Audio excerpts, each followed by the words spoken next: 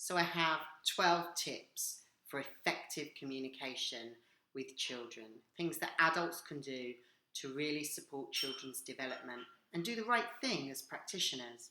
So I'm going to hold up little cue cards with some key words on them. Here's the first one: slow down and be present. Think when you're with the children, put down your phone, don't focus on the other things that are going on in the room, focus on the children. Be really present for them. This will support language development. Narrate everyday activities. Talk about what you're doing. Okay, I'm going to get up now because the doorbell's rung. So I'm just going to walk over here and turn on the tap to rinse this glass. I'm just going to pop away these things from lunch. Oh, I can smell a khaki. Whose nappy needs changing? Talk to the children in age-appropriate language about everything that's going on. Try hard, there we go, it's in shot. Try hard to follow the children's lead. Think about what their interests are and what they're doing. And this is relevant from very, very young babies right up to preschoolers and kindergarteners. Thinking about what the children are doing and what they're interested in. And this is where you can give your attention and credence, rather than you trying to lead the play all the time. It's very, very important that you're at the same physical level as the children. Be on the floor, on the carpets with them, making eye contact while you're talking. Observe what the children, there we go, observe what the children are saying to you, especially with their non-verbal communication. Watch where their eyes are going. See what they're making eye contact with or what they're looking at. Think about how they're behaving. This is how young children communicate, through their behaviour. And most importantly, respond meaningfully. Make meaningful responses to what children are communicating. Show that you've understood and that you're responding to what they're doing. If they're crying, respond to that crying. If they're laughing, respond. Make sure that your responses are meaningful and relevant to what the children are communicating. This is my favourite. Use positive language. Focus on the desired behaviour always and not the undesired behaviour. So for example, instead of saying, don't throw that, you would say, let's keep that in the basket. Ask questions with children, but not too many questions. Avoid testing them. So we would never say, what colour is that? We might say, let's find the blue one. Here's the blue one. Well done, you helped me find the blue one. You can ask questions. Would you like more?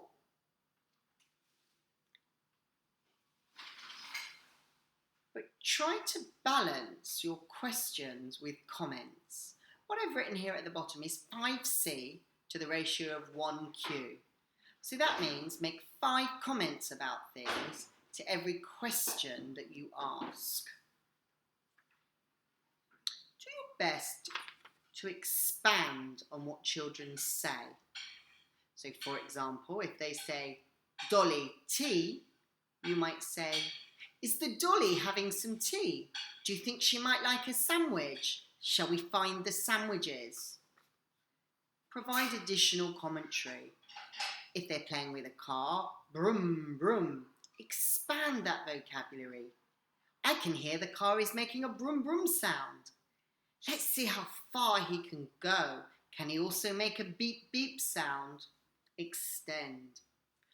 Do use lots of books with children and read all the time. But make sure that you talk about the books as well. Talk about the pictures. Emphasize important words.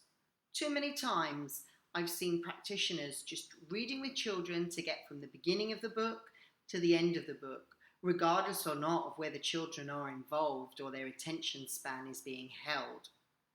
Make eye contact with the children when you're reading. Talk about the pictures. and make the stories and the information in the book relevant to their own lives. If there's a grandpa in the book, who has a grandpa here? Your grandpa's called Papa, isn't he?